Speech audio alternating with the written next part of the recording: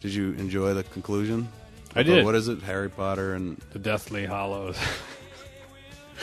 I don't know why, like, among the fucking 20, 40, however many 100 million people that read that book, so I'm the one who's a fag. You're just the last dude in the world that I ever would have imagined would have been a Potter fag. I mean, I just think, they're incredibly well done. Right. She's just really well done.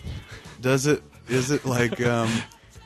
it like I'm being transported to a magical world? Like, what is it that does it for you? What is it that, like if somebody was like, we had a gun in my head, and they said, pick a book Mosier's going to like, or we're going to blow your brains out. Potter, and there were 2 books, and one was like, fucking Foreskins, Disease and Decay, a pictorial, and the other was, Harry Potter. Yeah. I would be like, I guess the naughty book, and they blow my head off because really. You just don't occur to me as a Potter guy. See, it doesn't occur to me that I'm a naughty guy. No, you're right about that. I'm the one who's just but of those 2 choices, I would have leaned toward the other rather than the Potter of it all. Harry Scotter, if you will. The boy who wouldn't die. I just react to the quality of the storytelling and the it's material. Good storytelling. Yeah, it's really it's good fantastic. And in fact, it's extremely intricate and like it's really well put together. And like I just think that she does an amazing job. And I think it's hard to actually replicate in the movies. I think the third one. Here we go. Go ahead, no man, let it be broke. No, Get all gay with it. I think the third movie works on a couple levels. One, I think that movie or book.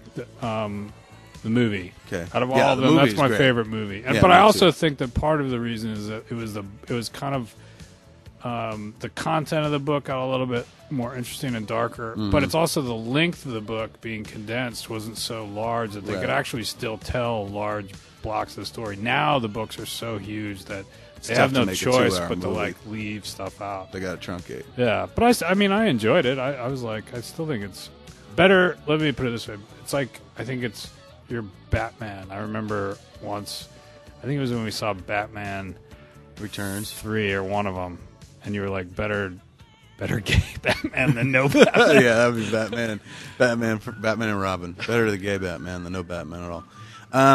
Do you still feel that way?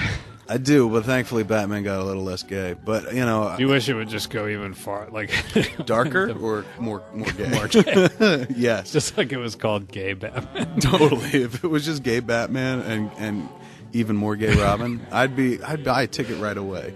Because at least then you'd go in going like, all right, I know what I'm getting. Gay Batman. See, then I would go because I would be like, I don't know what's going to happen.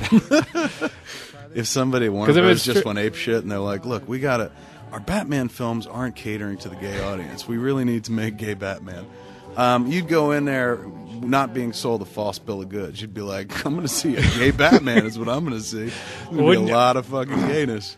Can't wait. But I mean, even now, like, I'm excited to see the next one. I thought Dark Knight? Yeah. It's awesome. But I'm still, like, I know I would be more like, I have to see Gay Batman. If somebody's like, you can either watch Chris Nolan's Dark Knight. If there's another gun or to my head, right, and I have to watch Chris Nolan's Dark Knight or Gay Batman, I'd be like, I got to take the shot on Gay Batman.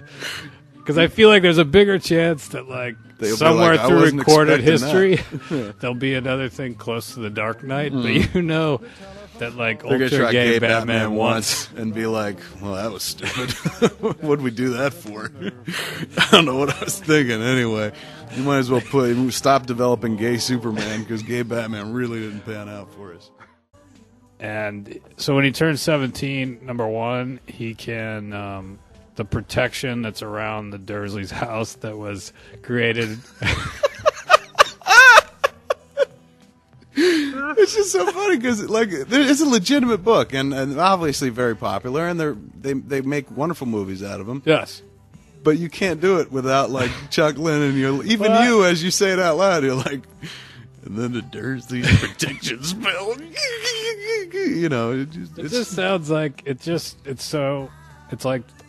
To say the word wizard, it's like when you're 36. Because I definitely, it's like, I understand people would be like, if you look at the rest of the books I've read all year, it's like you definitely be like, that's definitely the one. It's like it stands out from yeah, the rest. like For some reason, at age 17, the protection spell that his parents placed on the house yes goes away. Or I can't remember. Who Maybe put it was the spell Dumbledore. on. Yeah, it goes away. And when some non-Muggle did it. Yes. And when he's 17, that's when he starts fucking. Yeah, and they were like, oh, please. They say that in the first chapter where his opening line is just like, Harry finally knew the joy of blasting a nut.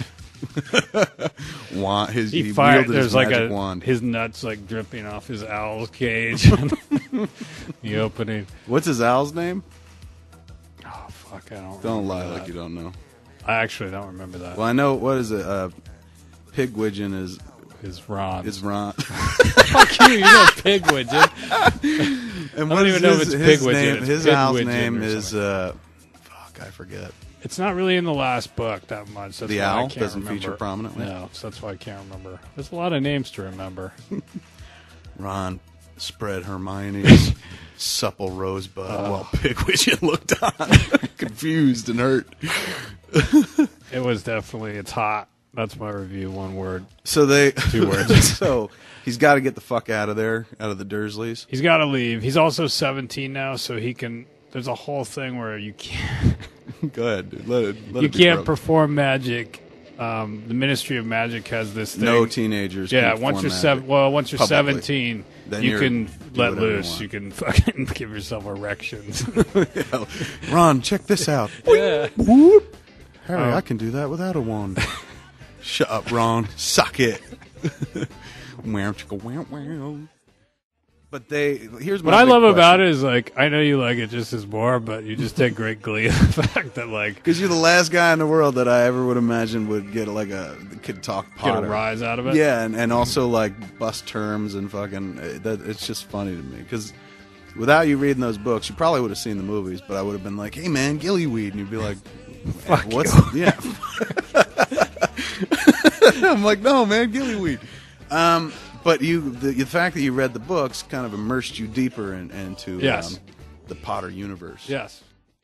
The Dursleys, Mr. and Mrs. Dursley, never Aunt Petunia, when she's leaving, there's like you think she might say something, but she doesn't say something. And then the uncle doesn't. The uncle just kind of runs out. He's just piss scared. He's pissing his pants. And they don't come, and that's early in the book. They don't come back later on. No, they don't come back. Is there like an Endor type scene at the end where everyone's celebrating? There's a celebration, and then there is a years later. They do a years later. Yes. Is it a chapter? It's a chapter where they're like, "Where are they now?" type things. Yeah, it's like a chapter. It's kind of one scene that sort of gives you a bunch of information. What happened to Hermione? I want to see if you can say this without fucking tearing up. It was just kind of sweet, man. I mean, what do you think happened? What happens to Hermione later on in life? Yeah. In my version? Yeah. She fucks a lot. That would be my years later chapter. And Hermione fucked a lot. The mudblood that she is, she was taking it from wizards and muggles alike. Well, no, I don't. I have no clue what would happen to Hermione. She doesn't die, does she? No. Do any of the 3 kids die? No. Okay. So what happens? If no one has read it, you should put a big warning. If you haven't read this, I said it earlier. Even on the thing before you download it. If you haven't read it, they all 3 survive. Okay. And what happens to her years later? I'm only interested. She's married to Ron. She marries Ron Weasley? Yes. So you haven't read the second. You haven't read the second to last book. Did they finally kiss? No, not in that one. In the Half-Blood Prince? In the last one, they kiss. In the Deathly Hallows? Yes. They kiss? How is it described? Was it sexy or is it more like romantic?